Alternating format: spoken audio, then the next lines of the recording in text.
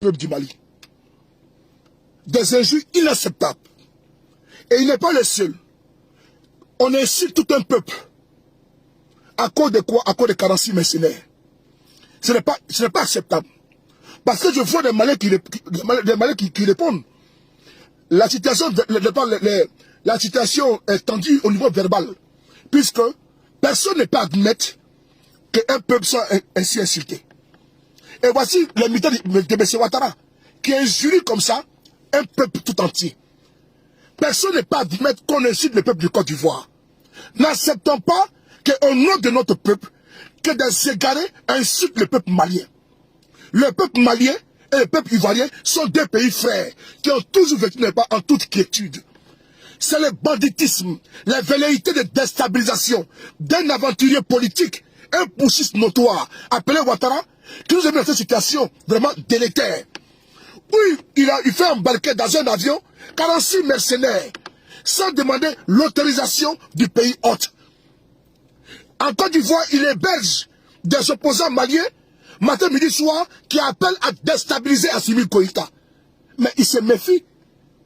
Sinon, actuellement, là, il y a plus de 800 soldats ivoiriens qui sont, n'est-ce pas, au sein de la MINUSMA. Pourquoi n'ont pas été arrêtés? Depuis des années, des soldats ivoiriens sont au sein de la MINUSMA jusqu'à là où je vous parle. Là. Ils n'ont pas été arrêtés. Ils circulent à Bamako, ils font tout. Ils n'ont jamais été inquiétés.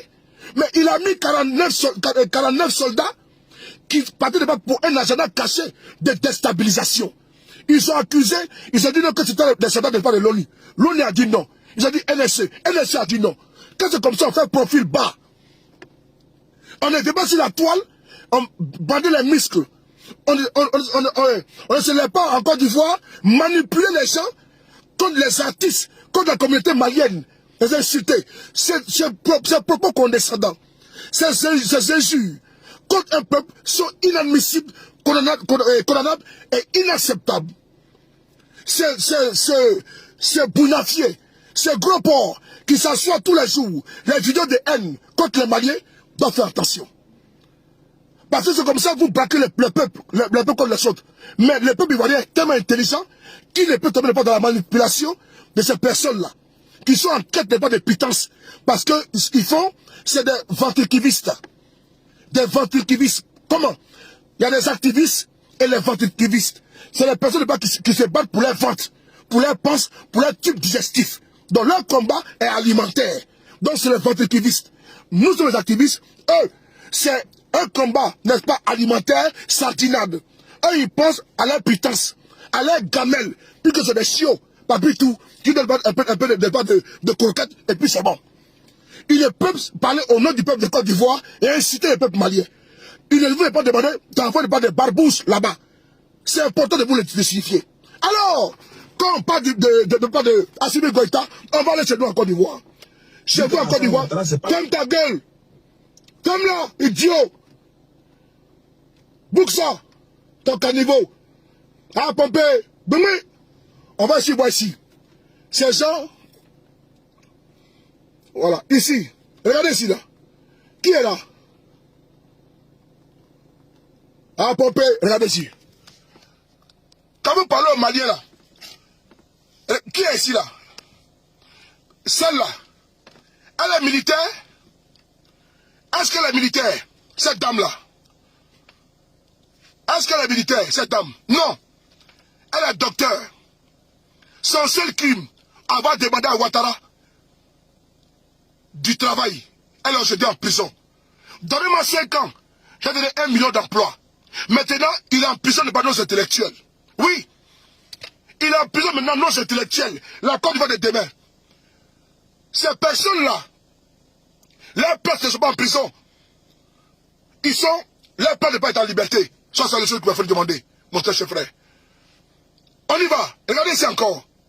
Cette dame, elle a passé Noël en prison. Ils sont 46 docteurs. Voici encore notre. Leur seul crime, avant porter les toasts et réclamer, n'est-ce pas, du boulot. En Côte d'Ivoire, on met les docteurs en prison. Parce qu'ils manifestent pourquoi? Pour avoir du travail. C'est ça, c'est un régime criminel. Ils n'ont pas d'armes, ils n'ont pas de couteau. Parlez de ça. Est-ce qui est important? que des mercenaires. On continue encore. Ce monsieur qui est là, son seul crime c'est quoi? C'est la torche qu'il porte. Son bagage intellectuel. Son seul crime, il est aujourd'hui en prison. Voici le régime de Ouattara qu'il faut montrer au monde entier. Vous parlez de quoi? De qui? D'un régime? Est-ce que vous pouvez parler de vous-même en Côte d'Ivoire? Un pays où depuis que ce monsieur est au pouvoir, il n'y a aucune manifestation qui est autorisée. Tout est réprimé, n'est pas dans le sang, dans la violence. Citez-moi une seule manifestation en Côte d'Ivoire qui a été autorisée en Côte d'Ivoire. Dites-moi, pacifique, il marche, ça n'existe pas. Ce monsieur, son seul crime, avec son teint ébène, un intellectuel, un docteur, est en prison parce qu'il a manifesté pacifiquement pour le mettre du travail. C'est pas fini. Cette dame, elle est docteur. Elle n'est pas une microbe. Elle n'est pas une prostituée. Elle a fait un parcours brillantissime au niveau scolaire. Elle est aujourd'hui, elle est en prison. Son seul crime, elle va manifester pacifiquement pour le mettre du travail. Voici la Côte d'Ivoire où on criminalise les docteurs, où on criminalise les sachants, où on criminalise les savoirs, où on emprisonne les savoirs. C'est ça. C'est ça. Un peuple qui ne s'appuie pas sur les sorts de ses intellectuels, les savoirs, l'intelligence, partout on cherche des docteurs, en France, dans les pays. Si aujourd'hui la Chine est développée, c'est parce que les docteurs, les savoirs est là. Si aujourd'hui la Corée du Nord, la Corée du Sud est développée, c'est parce qu'il y a des matières grises qui ne sont pas emprisonnées, mais qui travaillent pour le rayonnement, pour le développement du pays. C'est ça qu'il s'agit. Mais en Côte d'Ivoire, cette dame est en prison. Son seul crime, avoir demandé du travail. 46 docteurs ont été arrêtés, mis en prison par Ouattara. Un homme sans pitié, un homme sans foi, un homme sans loi, un homme sans compassion. C'est ça, M. Ouattara. Et un Ivoirien, un patriote, démocrate, doit combattre la salle Ouattara. Doit le combattre, parce qu'il criminalise nos intellectuels. Il emprisonne notre savoir. Il emprisonne le devenir, l'avenir. Il emprisonne la connaissance. On continue. Cette dame, quand elle fait, si elle donne des leçons, ces avocats du régime satrapique, moribond, sectaire, tribaliste, quelle dame, quand elle fait, Emmanuel Seri, son seul crime, avoir manifesté pour demander du travail, elle a été arrêtée et mise en prison par la salle Ouattara, à la veille de la fête de Noël. C'est ça qu'il s'agit, c'est ça qu'il faut parler. Est-ce qu'on porte aux Ivoiriens? On ne peut pas emprisonner l'avenir de notre pays. Et c'est pour des futilités, des mercenaires. C'est ça. Quand la France aujourd'hui est un pays puissant, c'est parce qu'il y a des intellectuels ici en France. Il y en a eu. Des Molières, des Jaurès, les Pythagore et j'en passe. Quand tu vas aux États-Unis, il y a des plus-values. Les rôles.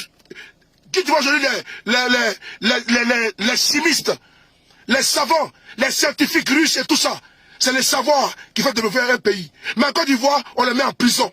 C'est ça la salle Ouattara. On continue. On en parle encore. Cette dame, elle est où? Elle est en prison.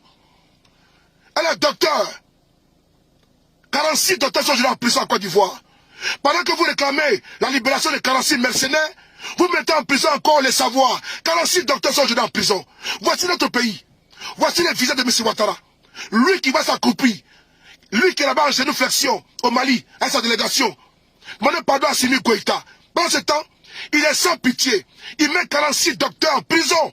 C'est ça la salle Ouattara. Ok? Ce monsieur, quel est son crime?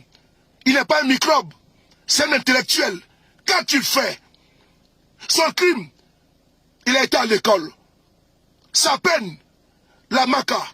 Son délit, avant de manifester pacifiquement, demander du travail. Voici la Côte d'Ivoire d'aujourd'hui. C'est de ça qu'il s'agit. C'est ça qu'il faut dénoncer. Oui. C'est ça l'avenir de notre pays. L'avenir de notre pays ne se fera pas avec pas des militants illettrés, des analphabètes qui sont aujourd'hui, qui pullulent dans notre administration. La nullité, la médiocrité. Des personnes qui ont la place aujourd'hui au nom et à cause de quoi? D'imitatifs politiques. La tapasse ethnique. C'est ça qu'il s'agit. Des personnes bardées de diplômes, des docteurs qui doivent transmettre la connaissance sont aujourd'hui emprisonnés. Ouattara est un criminel. C'est un criminel intellectuel. Parce qu'il brise, n'est-ce pas, nos intellectuels. Parce qu'aujourd'hui, il a décidé de faire ramper tous nos intellectuels en Côte d'Ivoire. Il faut les dénoncer. Ce monsieur, qu'a-t-il fait? Quel est son crime? Quel est son délit? Son savoir, son crime, sa connaissance, son péché, il est docteur. Alors, sa peine, il a la maca. Qu'a-t-il fait? Parce qu'il a demandé du travail. Voici Alassane Ouattara en Côte d'Ivoire, qui criminalise les intellectuels, qui criminalise la société civile. Ouattara, depuis qu'il est au pouvoir, il règne d'une main de fer à la tête de notre pays. Il a braqué notre pays. Il a violé notre constitution. Il a décapité des gens. Par milliers, par centaines. Des fois, une personne pensée de pas entrer pas. On ne peut continuer à béatifier, à sanctifier ce monsieur qui est un criminel notoire. Ce monsieur, il a fait quoi ce monsieur? Pendant ce temps, les migrants d'Alassane Ouattara sont dans la rue à Côte d'Ivoire. Ils sèment la désolation. Ils donnent la mort, les baisers de la mort. Ils tuent des vacanciers européens, des benguis. Ils tuent des gendarmes. Ils tuent des policiers. Ils tuent des petits concitoyens. Ils tuent des femmes qui chutent au travail avec les maigres, n'est-ce pas, salaires. Avec les maigres, n'est-ce pas, comment dirais-je, argent qu'elles ont pu avoir, n'est-ce pas, bajou. Ces criminels sont tapis, nourris, blanchis par ces régimes tortionnaires, liberticides. Avez-vous vu des microbes en prison en Côte d'Ivoire? Avez-vous vu des microbes en prison? Non. On appelle les enfants en conflit avec la loi. Ils ont trouvé une bonne appellation, une belle appellation. Ils ont poli l'image, n'est-ce pas, des microbes. Une appellation joviale. Oui, joviale. Non, ce ne sont pas des criminels, mais des enfants en conflit avec la loi. Oh, honte à vous. Honte à vous. Oui, honte à vous. Des gens qui tuent. Voici ce monsieur qui est là. Qu'a-t-il fait? Docteur. Son seul crime, les stylos qu'il tient en main. La seule arme qu'il a, son stylo. La Kalachnikov qu'il a, son stylo. Il est aujourd'hui où? En prison. Voici la Côte d'Ivoire d'aujourd'hui. On met les docteurs en prison. 46 docteurs sont aujourd'hui en prison. C'est ça le visage hideux. Les visages sordides. Quelle pitiation. Mon pays va mal. Regardez ici, ce monsieur, quel est son crime? Son délit c'est quoi? Docteur. Voici la Côte d'Ivoire d'aujourd'hui. Où nos intellectuels sont criminalisés, sont infantilisés. Et pendant ce temps, des analphabètes occupent des postes que ça devait occuper dignement. On continue encore. Voici ici l'arrestation. Voilà. Vous voyez? C'est ça Alassane Ouattara. Voilà. Et pendant ce temps, on nous rabâche ici la tête, le cerveau, en nous demandant de faire un combat pour libérer les 46 soldats. Ah bon? Libérer 46 soldats, et pendant ce temps, des matières grises, comme Picheri Edith Balé, qui est une intellectuelle hors pair. Ce n'est pas les analphabètes de Ouattara qui passent le temps à commenter sur Facebook. Ce n'est pas ça. Ce n'est pas les tonneaux vides. Picheri Edith Balé est une intellectuelle qui travaille au Bénet. Elle a été licenciée par Alassane Ouattara. C'est ça notre pays. Et on fait la promotion des nuls, des microbes. Picheri Edith Balé est une intellectuelle qui pourrit en prison. Qui a un bagage intellectuel, une brillante intellectuelle. Parce qu'il y a une contradiction avec M. Ouattara. Il la met en prison. Sur quoi? Sur quoi? On va s'écouter. C'était ma soeur comme le bonjour. Vous allez me dire, si Picheri Balé a commis un crime, un délit, c'est maintenant que le monde entier va comprendre que Picheri Balé avait raison. Elle a eu raison très tôt. Parce que vous ne pouvez pas l'arrêter, la mettre en prison, et après aller reconnaître qu'effectivement elle avait raison. Puisque vous-même, vous reconnaissez aujourd'hui que vous avez fauté vis-à-vis du Mali. C'est qu'elle avait préconisé en vous demandant d'aller au Mali. Mais ce que vous avez fait, mais elle fait quoi en prison? Qu'est-ce que Picheri Balé fait en prison? Puisque ce qu'elle avait demandé, ce qu'elle avait conseillé au départ, vous avez suivi de pas ce conseil. On va essayer d'écouter. Et je vous pose la question, qu'est-ce qu'elle fait en prison? Diante. Qu'est-ce qu'elle fait en prison? Votre régime est un régime liberticide, autocratique, barbare, violent. Et ceux qui sont les militants de ce parti-là doivent avoir honte. Vous ne pouvez pas être comptable, complice de ce régime-là qui brime, qui viole systématiquement vos libertés. Vous ne pouvez pas militer dans un parti qui restreint les libertés fondamentales. C'est inconcevable qu'en Côte d'Ivoire, même manifester est un délit. Même parler est un délit. Même dire bonjour est un délit. Tout le monde a peur. Tout le monde a peur d'aller en prison. Parce que lui qui est là, il est violent, il est barbare. Lui qui est là, il n'apaise pas. Et les Ivoiriens ont peur. Et reconnaissez que vous avez peur. Et quand c'est comme ça, c'est pas bon pour le lendemain. Les Ivoiriens ont peur de parler de politique. Parce qu'ils ne savent pas qui les surveille. Ils ont peur. Ils murmurent dans les maisons. Ils susurrent dans les maisons. Parce qu'ils ont peur du bouquet de Sendou à la salle de Ouattara. Oui. Elle est quoi de les dénoncer. N'ayez pas peur. N'ayez pas peur. Il faut briser la peur en vous. Ce monsieur, il est mortel comme tout le monde. Il mange comme tout le monde. Il baisse comme tout le monde. Il va entrer comme tout le monde. Ce monsieur n'est pas Dieu. N'ayez pas peur. Dieu. On continue.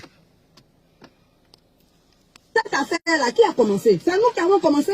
Écoutez, écoutez. Donc, a priori, là, il y a des 49 militaires.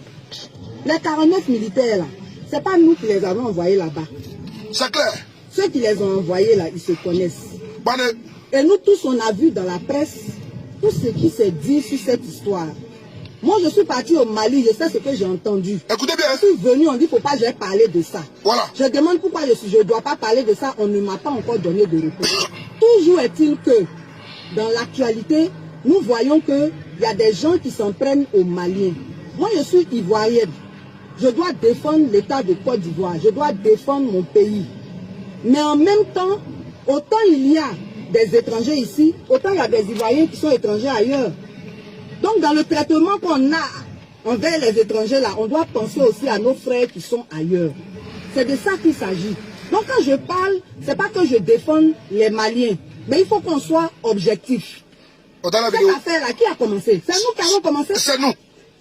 Donc, a priori, là, c'est nous qui avons tort. Je dis bien a priori. Mais pourquoi est-ce qu'on ne prend pas... Mais quand elle parle ici, là, elle parle en français. Elle dit a priori. Elle parle en français. Mais les analphabètes, Alexandre Côte d'Ivoire, les analphabètes du FDR, quand elle parle comme ça, ils ne comprennent pas le français soutenu de ceux qui vont demander. Ils ne comprennent pas le français soutenu. Elle dit a priori. Mais écoutez son français. C'est une intellectuelle que j'ai en prison. Dites-moi, qu'elle a commis comme crime. Puisque ce qu'elle a dit, c'est ce qu'ils ont fait. Dites-nous, les frères et sœurs, partagez la vidéo.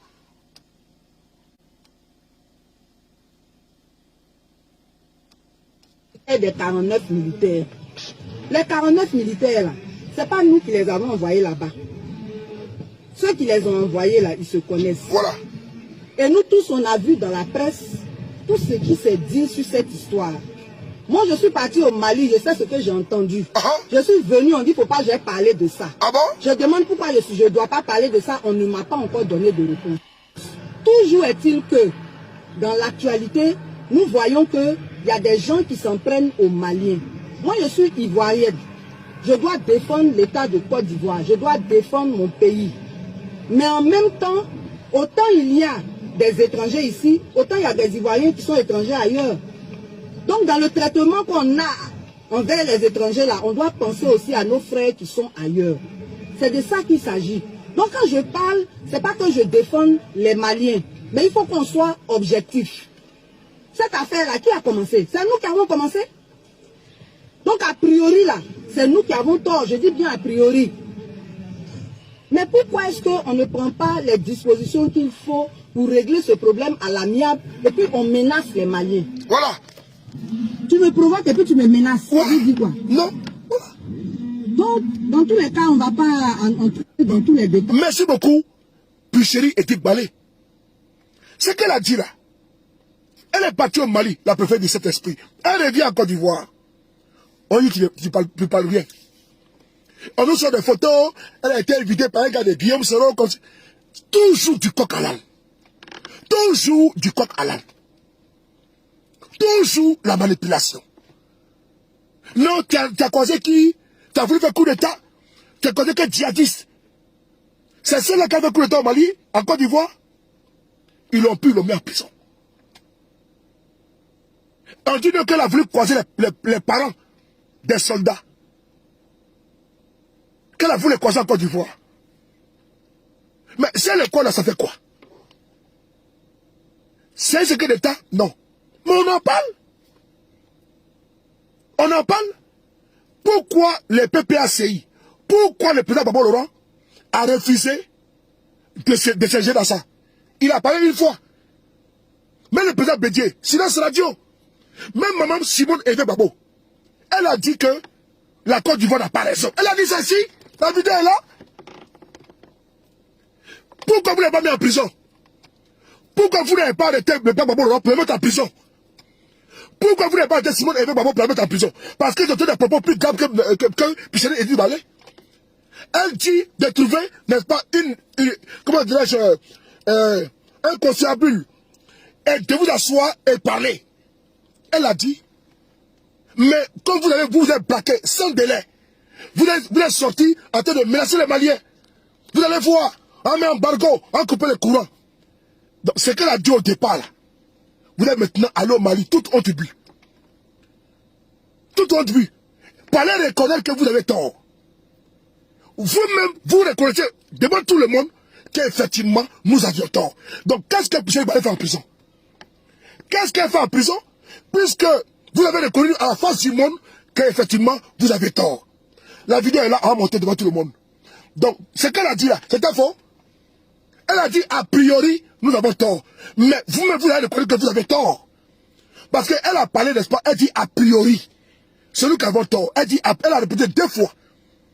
Donc, elle ne confirme pas que la Côte d'Ivoire, votre régime a tort. Mais elle dit a priori. Mais vous avez reconnu que vous avez tort. Donc, qu'est-ce qu'elle fait en prison? Qu'est-ce que cette innocente a fait en prison? On va si vous écouter. Merci beaucoup, ma chérie. Du coup, à toi, Pichel Ballet. On est ensemble jusqu'à la gare. Elle est où là? Ma chérie, viens. Voilà, il est là. On va écouter ici. On y va.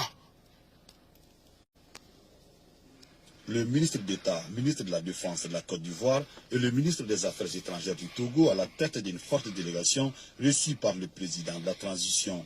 Cette audience élargie à certains membres du gouvernement a essentiellement porté sur la situation des militaires ivoiriens en détention ici au Mali. Une situation qui met à froid les relations bilatérales qui existent entre le Mali et la Côte d'Ivoire depuis quelques mois. Comme vous le savez, il y a eu un malentendu entre la République du Mali et la République de Côte d'Ivoire, il y a de cela quelques mois.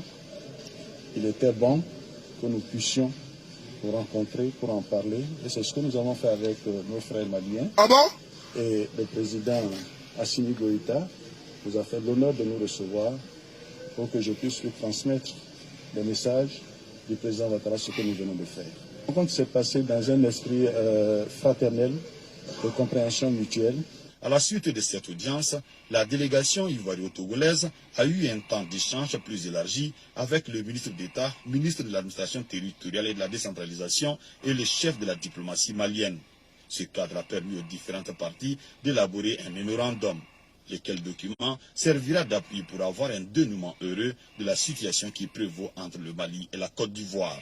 Depuis quelques mois, nous sommes dans cet exercice de discussion, de dialogue, parce que depuis le début, pour notre part Mali, le président de la transition, son Excellence le colonel... Écoutez les Français, il dit, depuis le début, pour notre part Mali, on va répondre. Dès que vous n'avez pas compris, hein, la partie là, c'est du français qu'il a parlé, mais diplomatiquement parlant. On va décortiquer ça, on va faire français terre à terre. Écoutez, je vais revenir à la minute 1:20. Écoutez. Entre le Mali et la Côte d'Ivoire. Depuis quelques mois, oui, nous sommes dans cet exercice de discussion, de oui, dialogue. Oui. Parce que depuis le début, oui, pour notre part Mali, le président de la transition, son Excellence le colonel Assimi Goïta, oui, a indiqué que cet incident malheureux qui a rendu les relations difficiles entre le Mali et la Côte d'Ivoire. Pour notre part, nous, Mali, ils sont dans le dialogue depuis le départ. 1. que Mali, nous Mali, pourquoi il dit nous Mali? Parce que ceux qui sont en face étaient dans une posture, n'est-ce pas, de belligérance. Le Mali a accepté la médiation du Togo. Souvenez-vous, hein? Malgré que le Mali a arrêté les 49 mercenaires, ils ont appelé le gouverneur de Ouattara. Ils ont appelé M. Alassane Ouattara lui-même. La vidéo, elle est témoin, elle est du premier ministre Choguel Kokala Maïga, mon père, Chancelier. Le premier ministre Kokala Maïga a fait cette révélation suivante. Quand les 49 mercenaires sont arrivés au Mali, là, ils ont pris leur téléphone, ils ont commencé à se renseigner. Ils ont appelé M. Ouattara. Il dit qu'il n'est pas au courant. Ils ont appelé le premier ministre Assis. Il dit qu'il n'est pas au courant. Ils ont appelé Téné Biama Ouattara, ministre de la Défense. Il dit qu'il n'est pas au courant. Ils ont appelé Kamisego Kamara, Kandia, Pentad, Diane Pentad. Elle dit qu'elle n'est pas au courant. Le chef d'état-major de l'armée de Côte d'Ivoire, il a été appelé. Doumia, il dit qu'il n'est pas au courant. Le chef du service de renseignement de Côte d'Ivoire dit qu'il n'est pas au courant. C'était un week-end, souvenez-vous. Ils étaient couchés à Bassab Douroutou. À Assini, pardon. Quand les soldats ont arrêté. Le président du Sénégal a appelé, comment dirais-je, le président Assimi pour avoir des nouvelles. Il lui a expliqué. Ouattara lui a pris son téléphone pour appeler Assimi. Assimi lui a expliqué. Il dit qu'il se revient. Il n'est plus jamais revenu encore.